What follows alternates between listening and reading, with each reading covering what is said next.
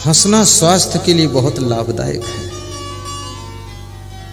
कहाँ तक चिंता करोगे संसार में, ज्यादा चिंता करोगे पैरालिसिस हो जाएगी, बहुत ज्यादा चिंता करोगे बीपी हाई हो जाएगा, बहुत ज्यादा सोचोगे तो हार्ट अटैक हो जाएगा। आखिर मर जाने से तो बेहतर है हंस लेना। और हंसने से शुगर भी कम होती है, और हंसने से बीपी नॉर्मल हो जाता है, और हंसने से हार्ट भी कंप्लीट काम करता है, और हंसने से पैरालिसिस भी नहीं होता है। इसलिए हंसने में कुछ खर्च होता नहीं है। गुरुदेव के सत्संग में हंस लिया करो, बीमारियां भी दूर हो जाएंगी।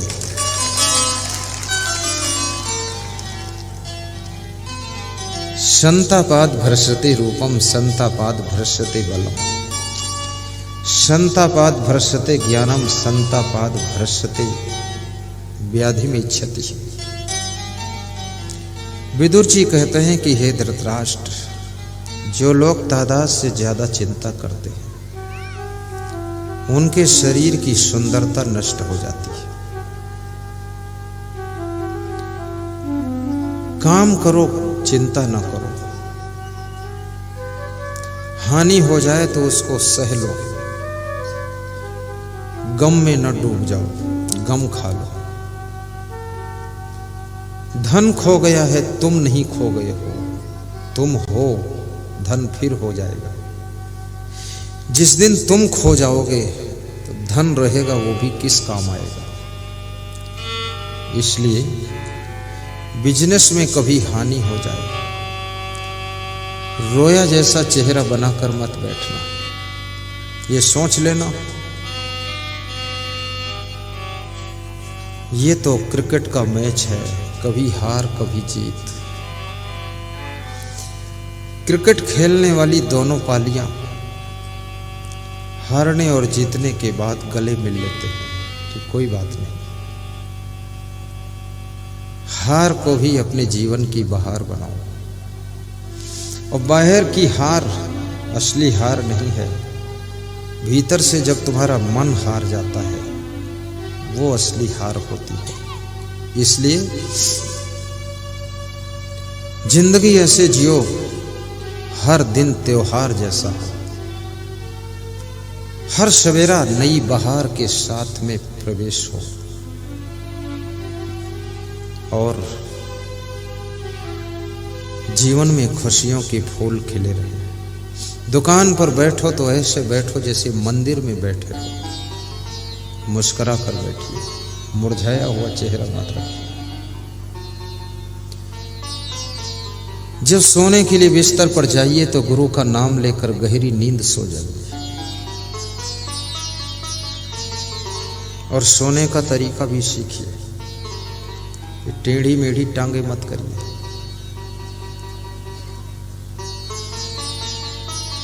ज्यादा ऊंचा सिरहाना भी मत लगाइए, उससे बुद्धि का स्मरण कम हो जाता है, खून का संचालन कम हो जाता है दिमाग में।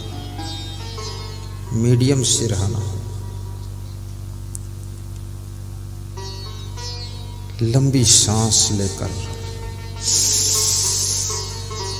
5 बार सांस लीजिए, सांस बाहर कीजिए, फिर विश्राम कीजिए। फुल ऑक्सीजन आपके माइंड को मिलनी चाहिए। यदि बुद्धि की स्मरण शक्ति को बढ़ाना चाहते हो तो दिन भर में कम से कम 20 बार लंबी सांस खींच लिया करो।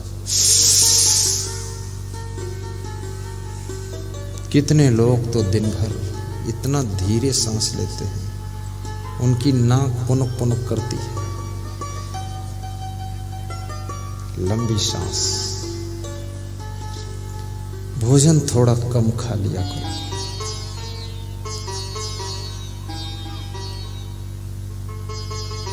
आलस्य बिल्कुल मत कीजिए।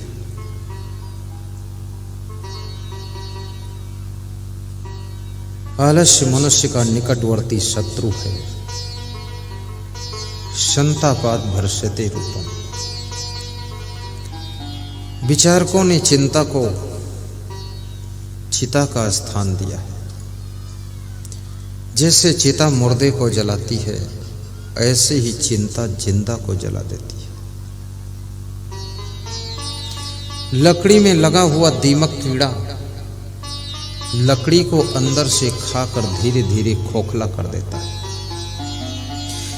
बाहर से देखने से लगता है कि लकड़ी ठीक है, लकड़ी का भवन ठीक है, लेकिन अंदर से वो लकड़ी खोखली हो चुकी है। अब वो लकड़ी का भवन ढह जाने की संभावना है। ऐसी ही चिंता दीमक का कीड़ा है। ये आपके अंदर जब लग जाता है तो इस शरीर को धीरे धीरे भीतर भीतर खोखला कर देता है। अब ये शरीर रूपी भवन ढह जाने की संभावना है। इसलिए चिंता के दीमक को निकाल कर बाहर कीजिए। सावधानी कदम कदम पर रखिए। जिस समय जिंदगी में ज्यादा संघर्ष हो, बहुत बागंबर लपेट लेते थे, घुटना के बराबर कपड़े रहते थे। भगवान शंकर सोचते थे जंगल में हूं, पहाड़ों में हूं, कहीं किसी को रपटा कर मारना पड़े तो घुटने के बराबर कपड़े रहने चाहिए, या कहीं भागना पड़े तो भाग भी जाऊं।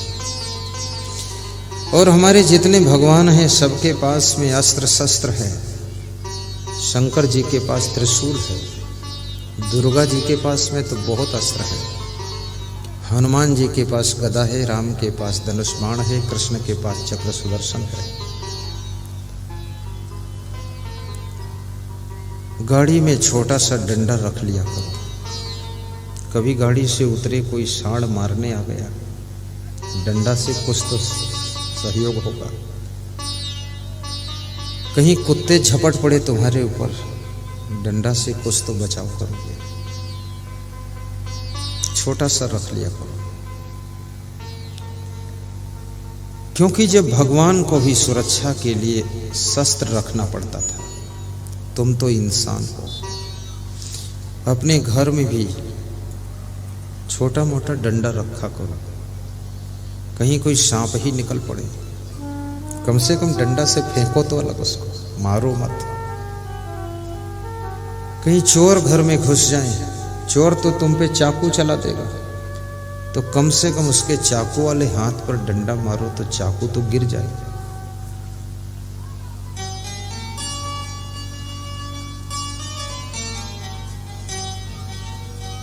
आपका घर केवल घर नहीं होना चाहिए, बल्कि उसको मंदिर का रूप दीजिए। घर की नारियां देवी के समान सुंदर स्वभाव बना करके घर की शोभा बढ़ाएं, और घर के पुरुष देवता जैसा स्वभाव बनाकर पान तमाकू मत खाएं, बीड़ी सिगरेट गांजा चर्स शराब का सेवन न करें, मांस मछली अंडा मुर्गा भैंसा न खाएं, फूल गोभी पत्ता गोभी पालक टमाटर गाजर और मूली खाएं, तो समझ लो तुम्हारा घर देवी और देवता का मंदिर है, जहां पर गुरुजी अचानक आ जाए तो तुम्हारी रसोई से प्रसाद खा सकें। ऐसा प्रसाद रसोई में बनना चाहिए जिसको भोग लगाया जा सके।